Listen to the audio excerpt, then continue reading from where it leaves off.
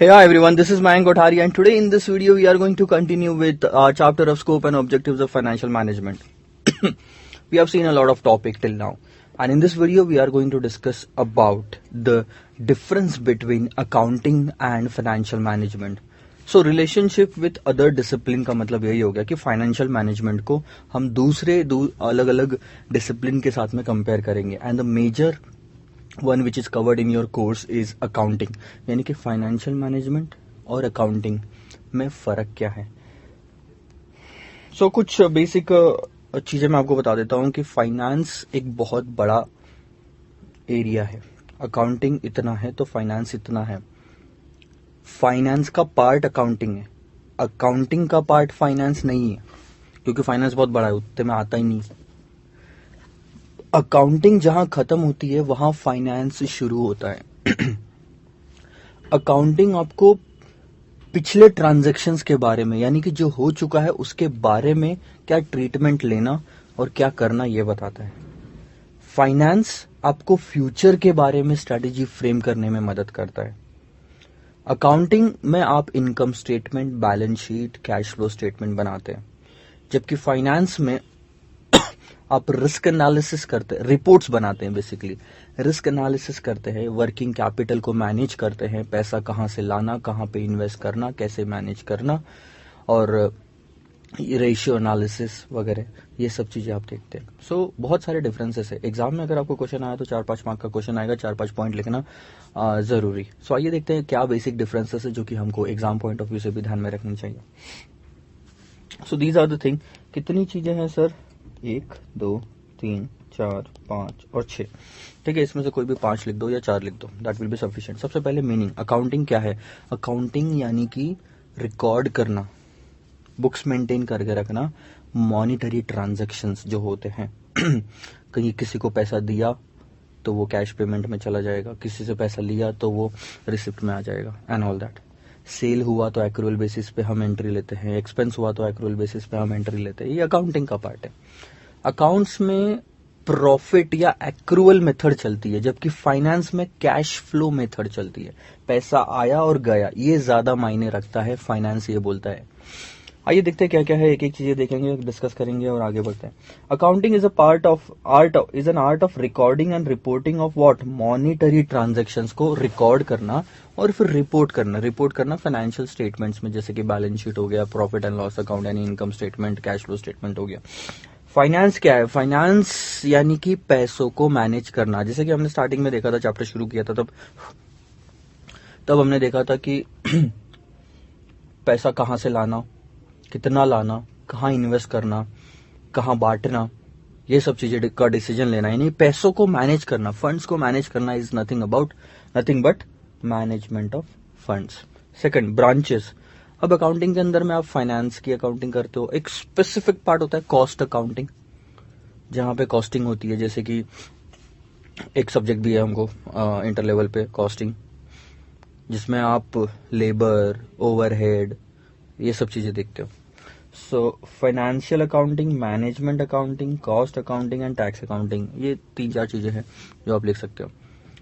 Finance क्या होता है? फाइनेंस में क्या क्या कवर होता है? एक तो private finance, public finance, corporate finance. Private finance क्या हो गया? जैसे आप जब पैसों की जरूरत होती है और आप पैसे लेने मार्केट में जाते हो, लोन लेते हो, बैंक से लोन लेते हो, तो वो प्राइवेट फाइनेंस हो गया. किसी दोस्त से लोन ले लिया आपने तो वो प्राइवेट फाइनेंस हो गया. ठीक है, पापा से लोन ले लिया आपने तो प्राइवेट फाइनेंस हो गया. ठीक है. पब्लिक फाइनेंस कब बोलते हैं? जब आप मार्केट में इक्विटी शेयर इशू करते हैं तो बहुत सारे पब्लिक जो होते हैं, वो इन्वेस्टर जो होते हैं, वो पैसा हमको देते हैं, that is public finance. Corporate finance क्या हो गया? जब गिनी चुनी कंपनीज मार्केट में, इन्वेस्टमेंट बैंक्स जो होती है, या फिर इन्वेस्टमेंट बैंक नहीं, जो गिनी चुनी कंपनीज है जो कि हमारे कंपनी में इन्वेस्टमेंट करती है, एकदम से पब्लिक भी नहीं है और ना ही प्राइवेट है, that is corporate finance. Career. अगर आप अकाउंटिंग में आगे करियर बनाना चाहते हैं तो क्या कर सकते हैं? सीए बनने के बाद में mostly 90% of the student do this, accounting में करियर बनाते हैं. 10% होते हैं जो फाइनेंस में करियर बनाते हैं. क्यों सर ऐसा? क्योंकि अकाउंटिंग में आपको, जैसे चार्टर्ड अकाउंटेंट, नाम में ही हमारे अकाउंटेंट लिखा हुआ है, तो हम बेसिक एक अकाउंटेंट बनते हैं, ऑडिटर बनते हैं, टैक्स कंसल्टेंट भी बनते हैं. ठीक है. Accountant, auditor, tax consultant, 90% CA बनने के बाद में लोग यही बनते हैं, इसी फील्ड में आगे अपने करियर को देखते हैं, ठीक है। लेकिन फाइनेंस क्या है? फाइनेंस एक ब्रॉड एरिया है। एक तो रिस्की है, दूसरा रिटर्न भी ज्यादा है, रिस्क भी ज्यादा है बेसिकली। सो जैसे शेयर मार्केट के बारे में इंफॉर्मेशन प्रोवाइड करना, शेयर मार्केट को स्टडी करना, कहाँ इन्वेस्टमेंट करना चाहिए, कहाँ नहीं करना चाहिए, उसमें आप एडवाइस देते हो, फाइनेंशियल एडवाइस देते हो कि आपके पास में 100 करोड़ रुपए यहाँ डाल दो, 50 करोड़ रुपए यहाँ डाल दो, 10-10 करोड़ रुपए कहाँ डालना, बड़ी बड़ी अमाउंट पे डिसीजन लिया जाता है वहां पे। इस कंपनी को खरीदना चाहिए क्या नहीं खरीदना चाहिए, ये ऐसे डिसीजन लिए जाते हैं, छोटे छोटे नहीं। 500, 1000, 2000 वाले काम नहीं होते वहां पे फाइनेंस में। सो फाइनेंस प्रोफेशनल में आप या तो इन्वेस्टमेंट बैंकर बन लो, या तो एनालिस्ट, या फाइनेंस कंसल्टेंट भी बन सकते हो, कि इन्वेस्टमेंट कहाँ कहाँ कर सकते हो, ये सब चीजों की एडवाइस देना। डिवीजन, ध्यान देना, मैंने आपको ये बताया था, अकाउंटिंग फाइनेंस का एक पार्ट है, लेकिन finance is not a part of accounting. Example के तौर पे बताऊं तो मान लो ये है फाइनेंस, अकाउंटिंग उसका एक पार्ट है, अकाउंटिंग फाइनेंस का पार्ट है, फाइनेंस अकाउंटिंग का पार्ट नहीं है। ऑब्जेक्टिव अब अकाउंटिंग का पर्पस क्या है, क्यों अकाउंटिंग हम करते हैं? अकाउंटिंग का पर्पस है इंफॉर्मेशन प्रोवाइड करना रिगार्डिंग द सॉल्वेंसी स्टेटस की, मतलब कंपनी अच्छी तो है ना, साल के अंत में पता लगाना कि कंपनी ने कितना कमाया, कंपनी के पास में कितना असेट है, कंपनी के पास में कितने लाइबिलिटीज है, किस किस को पैसा देना है, ये सारी इंफॉर्मेशन प्रोवाइड करना अकाउंटिंग का काम है। लेकिन फाइनेंस का काम क्या हो गया?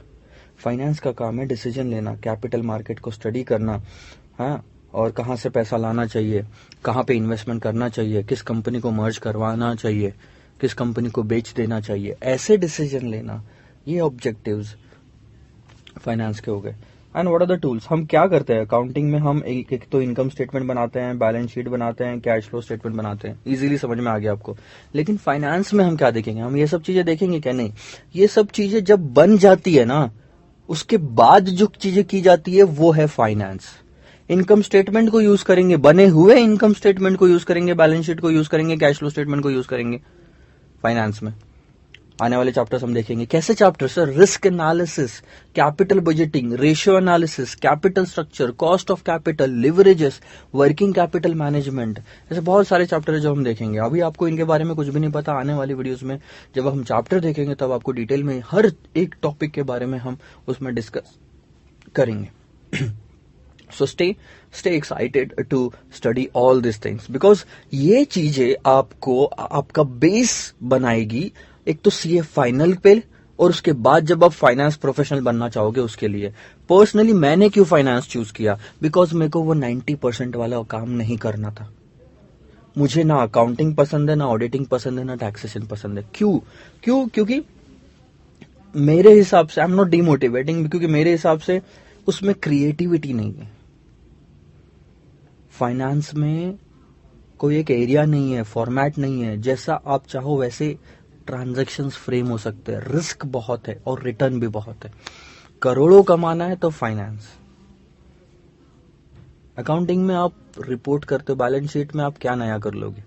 कुछ नया कर सकते हो क्या? नहीं। उसमें कलर डाल के आप नई बैलेंस शीट बनाओगे? नहीं। जो सेट फॉर्मेट है उसी के हिसाब से ऑडिट करना है, अकाउंटिंग में बैलेंस शीट बनानी है, और टैक्सेशन में टैक्स का payment and all that thing देखना है आपको। उसके लिए कंप्लायंसेस फॉलो करना, ऑडिट के लिए कंप्लायंस फॉलो करोगे, अकाउंटिंग के लिए कंप्लायंस फॉलो करोगे, टैक्सेशन के लिए कंप्लायंस फॉलो करोगे। फाइनेंस में कौन से कंप्लायंस है? कोई कंप्लायंस नहीं होता फाइनेंस में। Finance is an open market. Business करना is a part of the finance. I chose to become a businessman rather than an accountant, a chartered accountant to provide service to a businessman. आप मेरे को एक चीज बताओ, एक company है, company को चार्टर्ड अकाउंटेंट की जरूरत पड़ती है कि नहीं पड़ती? पड़ती है। तो आप के पास में अगर मैं ऑप्शन दूं तो कौन बेटर सिचुएशन में लग रहा है? जो कंपनी का ओनर है या जो चार्टर्ड अकाउंटेंट है उस कंपनी का? कंपनी का owner. He is taking a lot of risk, he has appointed that chartered accountant. So अगर चार्टर्ड अकाउंटेंट ही ओनर बन जाए, सोचो, सोने पे सुहागा। आपके पास में एक बहुत बढ़िया अपॉर्चुनिटी है। बहुत सारे चार्टर्ड अकाउंटेंट्स सीए बनने के बाद में खुद को अंडर एस्टिमेट करते हैं।